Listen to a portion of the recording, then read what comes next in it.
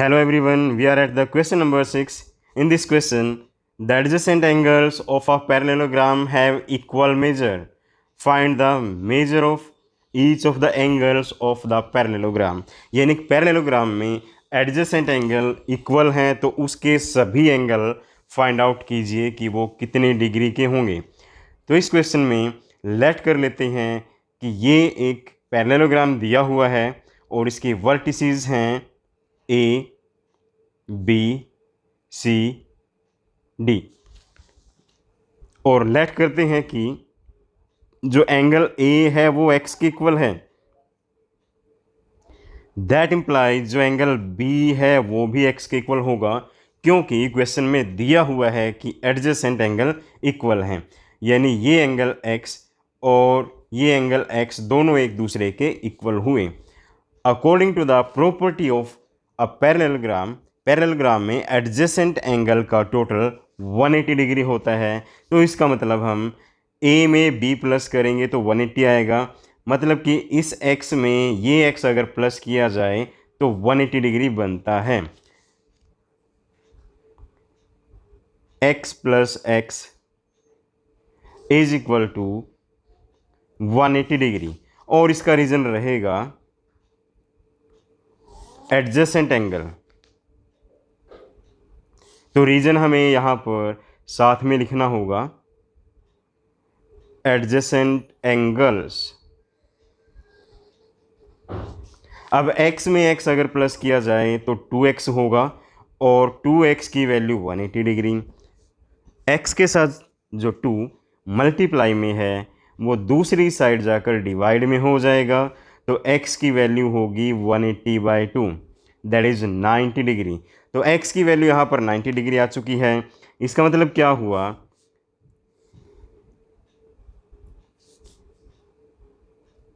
कि यहाँ पर जो एंगल A है वो हुआ 90 degree.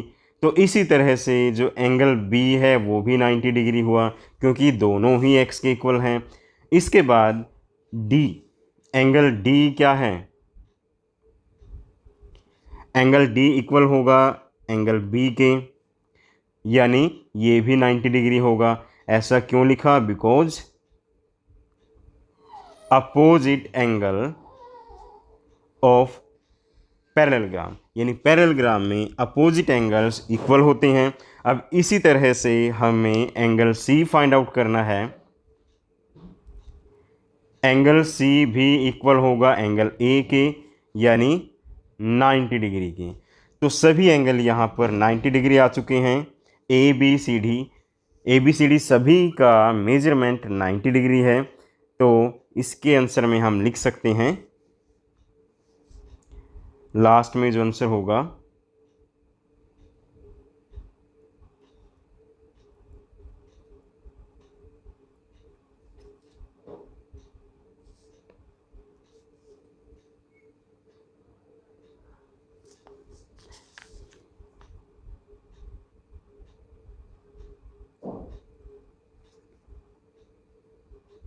H is right angle, यानी सभी एंगल का मेजरमेंट यहाँ निकल चुका है जो सभी 90 डिग्री के हैं। The question number 7, the adjacent figure HOP is a parallelogram, यानी HOP एक पैरेललोग्राम दिया हुआ है। Find the angle measures XYZ की वैल्यू हमें यहाँ बतानी है कि वो कितने डिग्री के हैं। State properties you use to find them, और इसको फाइंड आउट करने के लिए जो प्रॉपर्टी यूज़ की गई है वो भी हमें बतानी है। तो यहाँ पर एक एंगल 1 हम लेट कर लेते हैं, एंगल 1। तो हम लिख सकते हैं एंगल 1 + 70 = 180 डिग्री। अगर एंगल 1 में 70 डिग्री प्लस कर दिया जाए तो ये एंगल हो जाएगा 180 डिग्री का। रीजन क्या है? लीनियर पेयर, क्योंकि ये दोनों एंगल एक ही लाइन पर हैं। तो इस इक्वेशन को सॉल्व करने के बाद हम लिख सकते हैं जो ये +70 है 1 के साथ दूसरी साइड जाकर -70 हो जाएगा और एंगल 1 की वैल्यू आएगी 110 डिग्री, यानी यहाँ पर जो एंगल है वो 110 डिग्री आ चुका है। This angle is 110 degree. अब इसके बाद वी कैन सी जो यहाँ पर एंगल दिया हुआ है वो एंगल x के इक्वल होगा, क्योंकि अपोजिट है। अपोजिट एंगल पैरेललोग्राम में इक्वल होते हैं। Then we can write x is equal to 110 degree. Why? Opposite angles of parallelogram. तो x की वैल्यू यहाँ फाइंड आउट हो चुकी है। अब जो ट्रायंगल यहाँ पर HOP है, यहाँ पर y एंगल और z एंगल हमें बताना है। अब यहाँ पर ये जो एंगल है वो इस एंगल के इक्वल आएगा, यानी 70 के इक्वल, क्योंकि इस तरह से पैरेलल लाइंस हैं और इन पैरेलल लाइंस में एक ट्रांसवर्सल लाइन पर यहाँ पर 70 डिग्री एंगल बनता है, तो यहाँ भी 70 डिग्री एंगल बनेगा। यानी ये जो एंगल है इन दोनों एंगल्स को ऐड करके 70 डिग्री बनना है। तो हम लिख सकते हैं कि z plus 40 degree is equal to 70 degree. Why? ये है कोरेस्पोंडिंग एंगल्स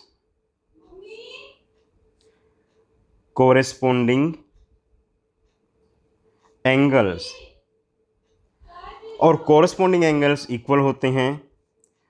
तो z is equal to 70 minus 40 degree, यानी यहाँ पर z के साथ जो 40 डिग्री प्लस में था दूसरी साइड जाकर माइनस में हो चुका है, और 70 में से 40 माइनस करने के बाद z की वैल्यू आती है 30 डिग्री। तो अब तक हम यहाँ पर जो एंगल कैलकुलेट कर चुके हैं उनमें z कैलकुलेट हो चुका है जो 30 डिग्री है, और x कैलकुलेट हो चुका है जो 110 डिग्री है। तो इन दोनों एंगल्स को हमने अभी याद रखना है। अब y एंगल हमें कैलकुलेट करना है। तो यहाँ पर एक ट्रायंगल बन रहा है इन ट्रायंगल HOP। इस ट्रायंगल में दो एंगल हमें पता है, z है 30 डिग्री, यहाँ पर 110 डिग्री है, और तीसरा y है। तो यहाँ तीनों एंगल को ऐड हम करेंगे तो 180 डिग्री आएगा। y plus 30 degree plus 110 degree is equal to 180 degree. और इसका रीज़न क्या रहेगा? रीज़न है एंगल सम प्रॉपर्टी। तो अब y के साथ जो न्यूमेरिकल वैल्यूज हैं उनको अगर ऐड किया जाए तो वो बन जाएगी 140 डिग्री, और दूसरी side 180 degree as it is रहेगा। तो अब y के साथ जो नंबर प्लस हो रहा है वो दूसरी साइड जाकर माइनस हो जाएगा।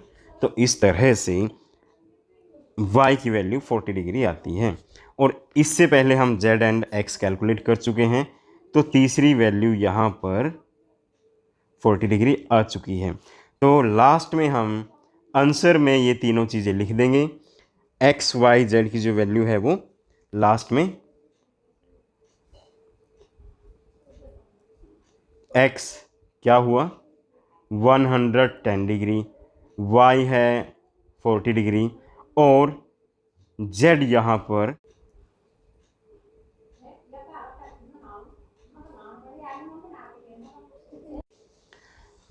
Students in the question number 8 the following figure GUNS and RUNS are parallelogram. Find x and y। यानी यहाँ पर x एंड y दोनों फिगर में हमें कैलकुलेट करना है। तो फर्स्टली हम पार्ट 1 देखते हैं। In the first part opposite sides equal होने की वजह से हम लिख सकते हैं 3x is equal to 18। Why? Opposite sides of parallelogram.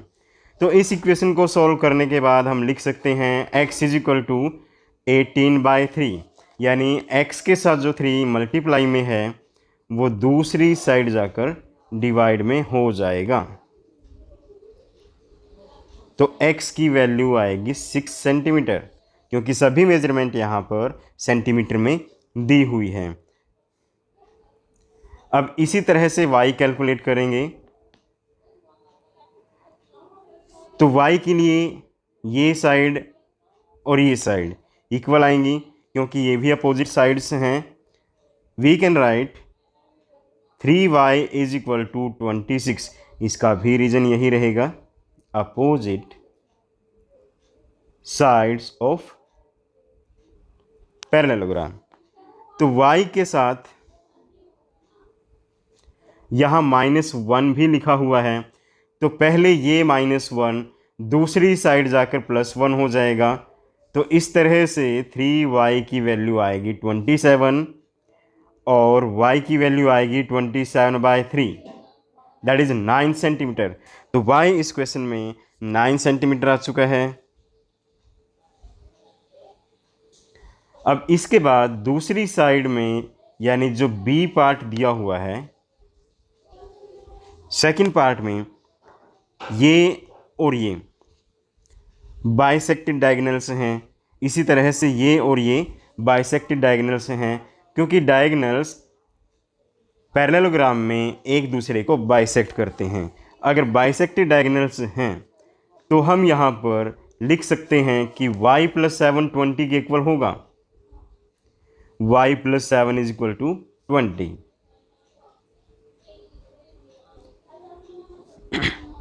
Bisected diagonal,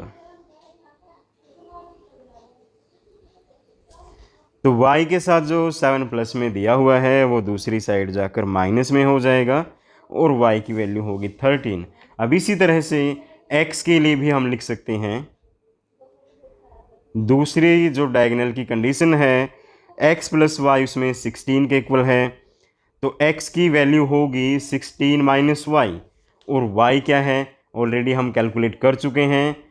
तो y की जगह पर उसकी वैल्यू हम लिखेंगे 16 - 13, ये बनेगा। तो इस तरह से x की वैल्यू यहाँ पर 3 आ चुकी है।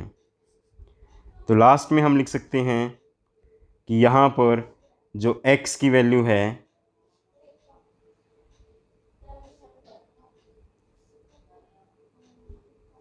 वो 3 आई है और y की वैल्यू 13 है। तो बी पार्ट का आंसर यहाँ पर हुआ।